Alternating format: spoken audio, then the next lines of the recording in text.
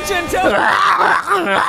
We just got dropped off on this 2,000-year-old ancient temple! But we're so high up! We're surrounded! Den mest greenscreenede helikopter, jeg nogensinde har set. Altså, lær nu at bruge Photoshop. Hvad sker der? After Effects, et eller andet. Let's go see what we can find! Altså, jeg savner stadigvæk den Mr. Beast, der gik på X og sagde, jeg er færdig med at lave intro, hvor jeg bare råber og skriger. Jeg vil tilbage til content, stille og rolig storytelling. Og nu så han bare her og råber. This video, we're going to be exploring dozens of ancient Yeah, I'm gonna be exploring your mom. I don't know. Okay, Mr. Beast. all of which hide ancient Og nu løber min mascara.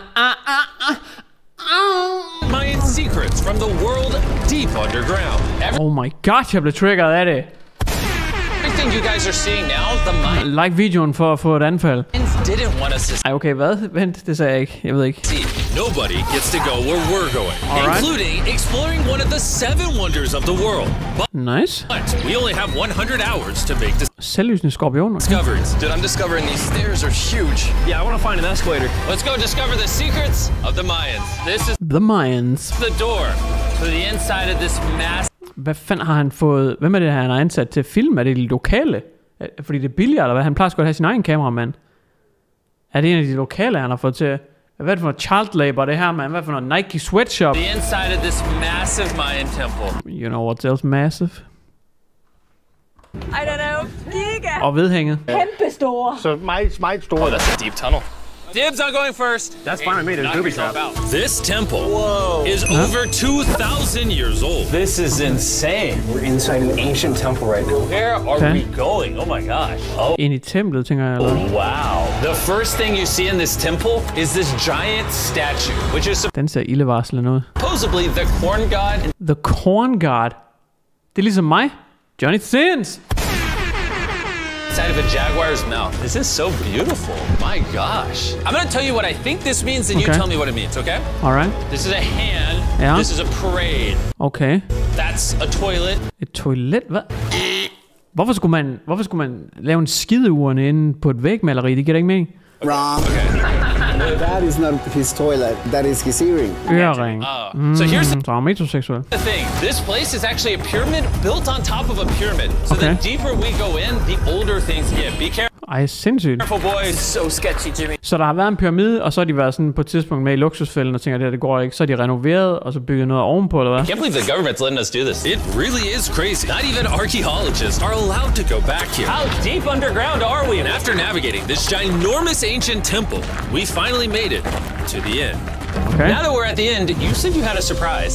Yes, this Yes, I will show you my wiener. has been found in the last 2 decades. Whoa, what? It is a Og det ser røvsejt ud. funerary mask. And this is the face of one of the kings of the Snake Kingdom. Det ser røvsejt ud, det der. The Mayans used Er det en ægte fra gamle dage, den der? masks like this one to shield those that have passed away from dangers on their journey to Det er sådan en League of Legends trailer, det her. the underworld. Can I hold it? Yes. This was made over 1,000 years ago. Yes. Which means my great-great-great-great-great-grandparents weren't even alive. Why is this not in a museum? Why is a YouTuber holding this? Get this away from me. Take it, take it. Don't tell anybody. Okay, I totally won't show 200 million people.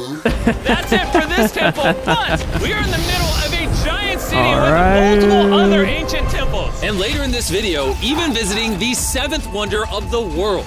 Let's find some treasure. This Hvad er det, det hedder? Det er det der...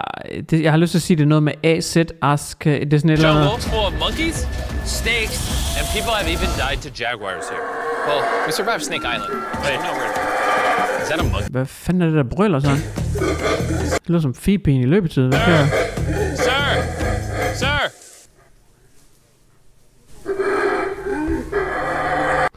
99 Mr. Beast versus en stor abe. Hvem vil vinde? Well, guys, this is where we're gonna be camping tonight. Oh, look at these hammocks. We still have over a dozen temples to explore. I need you guys to get some good sleep because this video is just getting started. Cool. Good morning, boys! Good morning. First things first, we need to explore the rest of this massive abandoned city. And looking at it now, it's hard to imagine what it might have looked like. And so I'll just show you. Over 100,000 people used to live in this city. That's what that used to look like. This is what Hans editing er rimelig sindssygt. they think these roads look like. There were temples everywhere. It was flourishing. But on the inside, you'd witness magnificent artwork like this. Okay. Whoa. This is incredible. Skal der One of have? my favorite part of these videos is when we take old paintings and bring them to life. Okay, editing. Så kører vi. So, this is our best estimation of what they represent. Bro, this Alright. is so cool. This is a rare glimpse into what the life of a Mayan looked like 2,500 years ago. This is Shit, det er vildt, man. amazing. No one really thought that was a llama. Can we talk about this? Dylan, you thought that was a llama? Because look, I thought that was the eye, that was the mouth, and I thought that was the leg. Yeah, I thought you were smart. And after I picked on Nolan, Nolan returned the favor to Tariq with the spider. Tariq, don't move. Stop. Wait, wait, wait. Tariq's gonna quit.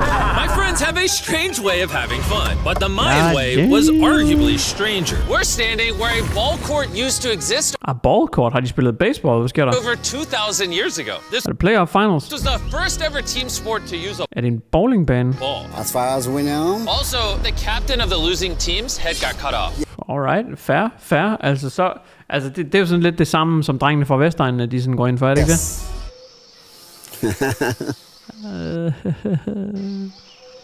The Mayans are crazy, man. Whoa. This is huge. Yeah, so beautiful. Why don't we build temples like this today? Around 2,000 years ago, this is where the king and his queen lived. But Okay. 2,500 years Wow, der var træer, der voksede igennem stenene nu. ago, this is what it looked like. Massive crowds of people would gather here and even wait for hours just for a chance to see the king. Crazy. And here it is today. Let's go check it out. Okay. 2,000 years ago, the king would probably stand here and watch sports from his palace. Kind of cool.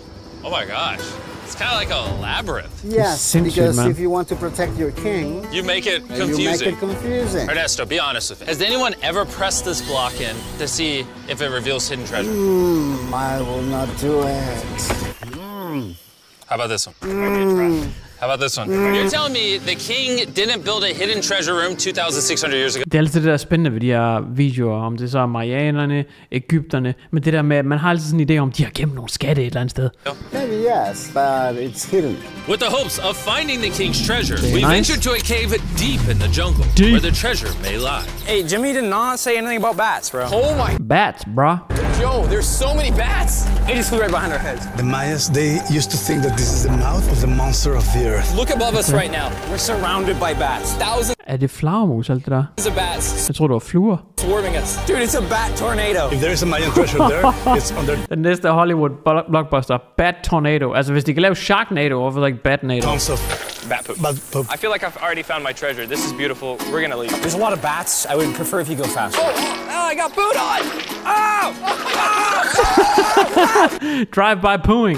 For me, this is a real treasure. Han er bare klapper på skidt i hovedet om der. Okay, no, we gotta get out of here. We gotta get out of here. There's absolutely no treasure here. But there's still one more temple that might have treasure. And because it's already dark out, boys, light your torches and let's go on an adventure. Old Our school torches torches. go out before we get to an ancient temple. I'm gonna be very sad. Temple!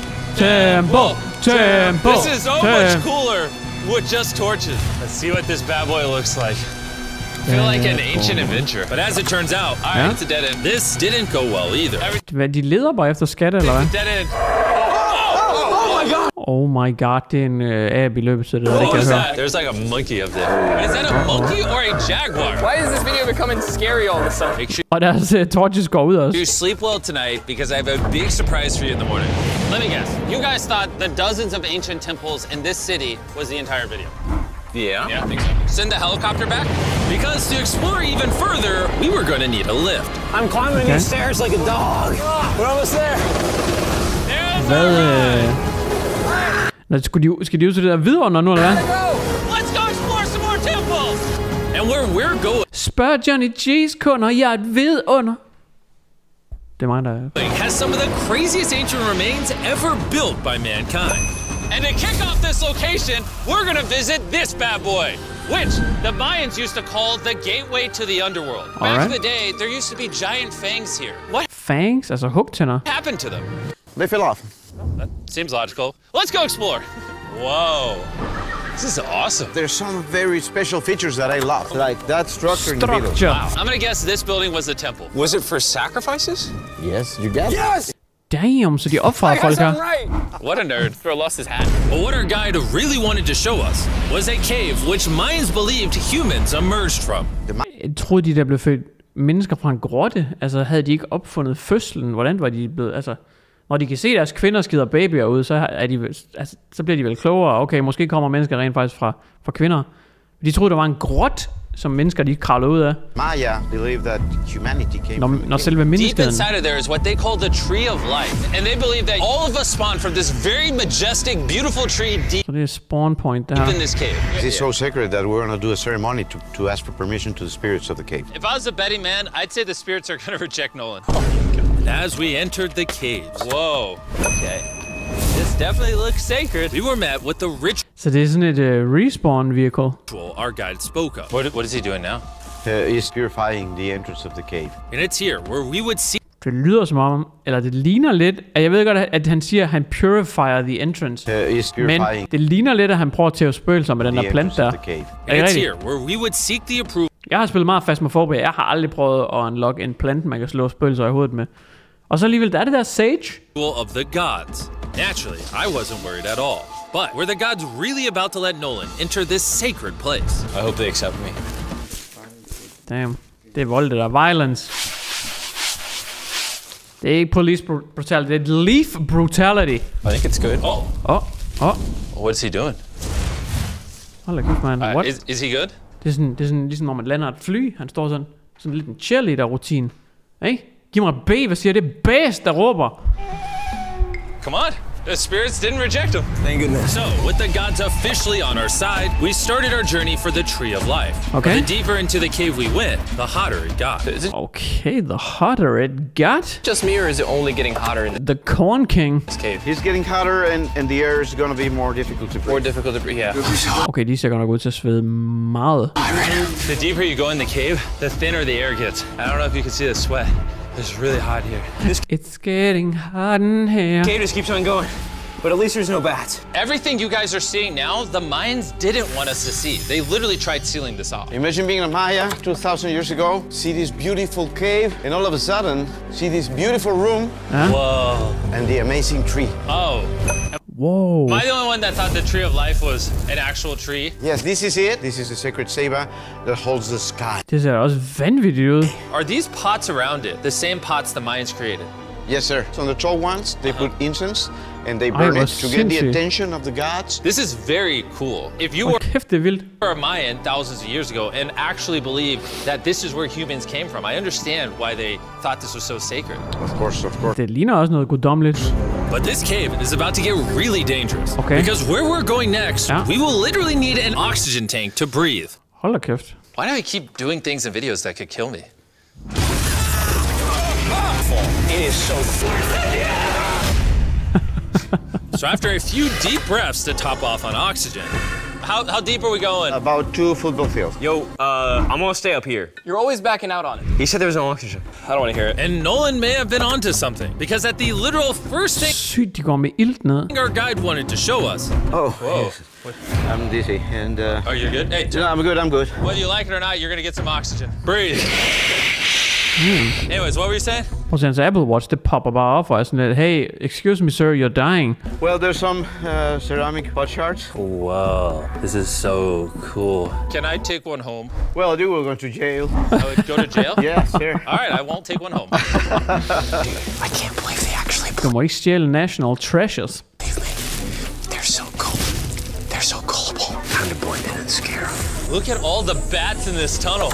Let's continue. Wait, I actually, unironically, I don't know. Do bats bite humans? I found Altså, jeg er ret sikker på, at de kan komme til at bide en over i Wuhan. the hiding spot. Oh, there's a bat. Jimmy, get you a hit of this oxygen.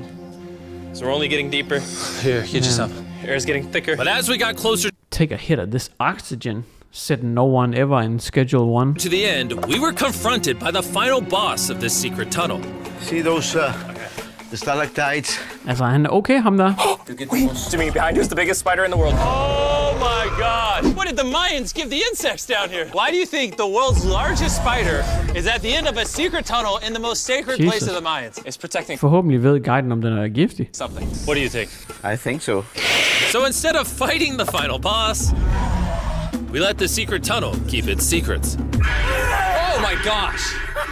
That was terrifying. I almost threw the oxygen tank right at your face. And after escaping with our lives, we were exhausted. So we headed to our new camp to turn in. Because not only were we going to need our energy for the 7th wonder of the world, but for day 4, I wanted to know what the Mayans did for fun. Starting with the first ever team-based game to use a ball. Over 3,000 years ago, the Mayans invented the game of pits, where you score by shooting a ball through a small hoop. Oh, so det er old school basketball. Kind of like basketball, only you can't use your hands or your feet. But remember what we said all the way back in day 2. The losing captain's head would get cut. Men man kan ikke bruge hænder og fødder. Så skal man bruge skuldrene og ryggen, hovedet. The head. Det må du ikke. This is hard. Honestly, we're gonna get the hang of it. And although we started to get a handle on the ball, it's safe to say we were still far from scoring. So I even brought in our camera guys to help out. Nå, for de har prøvet det før, eller hvad? But even then, failure after failure only brought us countless more failures. Cheat code. We might not ever score. But in ancient times, giving up meant literally losing your head. Nolan, you better stand up, bro. And so failure after failure continued until... Selvfølgelig er det Mester Best, der gør det. Han skubbede den jo også nærmest ind, altså hvad fanden.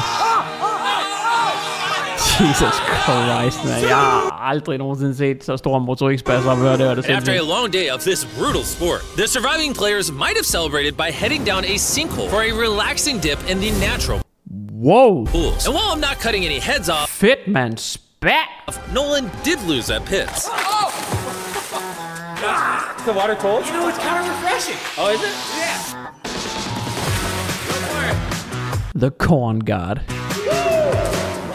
This water feels amazing. It doesn't look like you think it feels amazing. Oh, it's so cold. And although a swim in the cenote is refreshing, the craziest Mayan temple, a literal 7th wonder of the world, is still to come.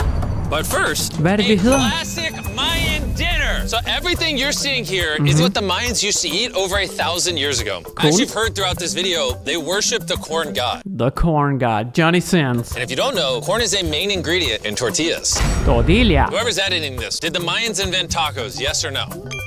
To our final night, cheers. Enjoy the Mayan tacos. Sådan.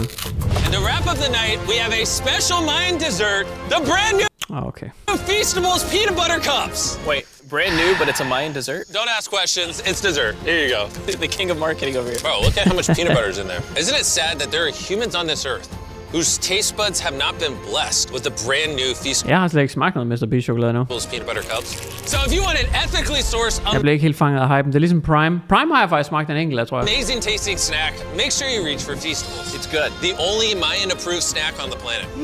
Before I go to sleep, I want to let you guys know that I'm giving away $500,000 to 10 random people that subscribe to the channel. Det siger du godt nok. No joke, my birthday is coming up, and to celebrate, 10 random people that subscribe to the channel will win $50,000 each. Thanks to Jack Links, the best beef jerky, for providing me with this awesome birthday present. And I'll see you guys at the 7th wonder of the world. And with the ryger bare nogle marketingkroner i det her. Last remaining hours of our trip here, it's the moment you've all been waiting for. The 7th wonder of the world. The Temple of Kukulkan. Okay, det var ikke helt noget med AZ. Kukulkan. Nej, det er noget andet. Det er der med de spidse huer. Kukulkan. Bro, this is so cool. Kan man bygge... Er det med i 7 Wonders?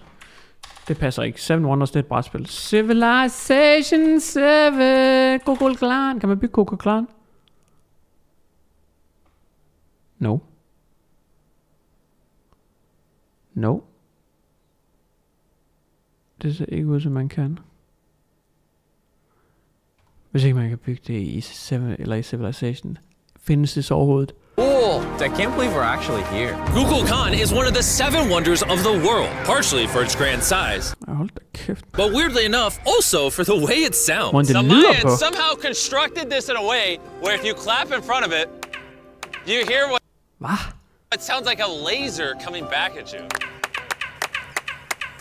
Hvad?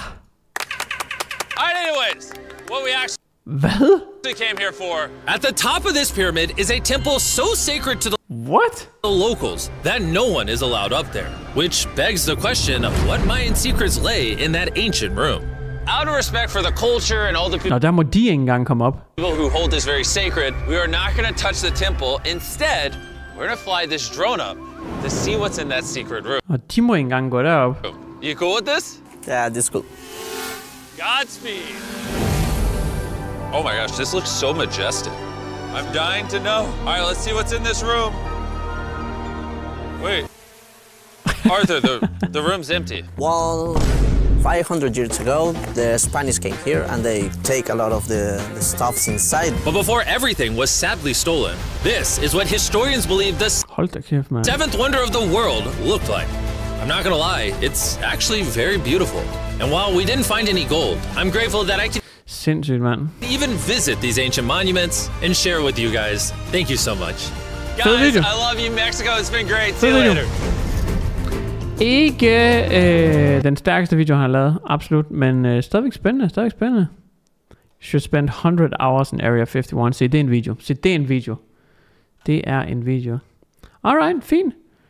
Fin nok video. Altså, jeg sidder og tænker, hvad skal titlen være på min video? Jeg tænker, det bliver Mr. Beast møder The Corn God. Mr. Beast ordner kornguden i et tempel. Mr. Beast bliver ordnet af kornguden i et tempel. Ja, sådan noget i den stil. Like videoen. Vi ses i den næste.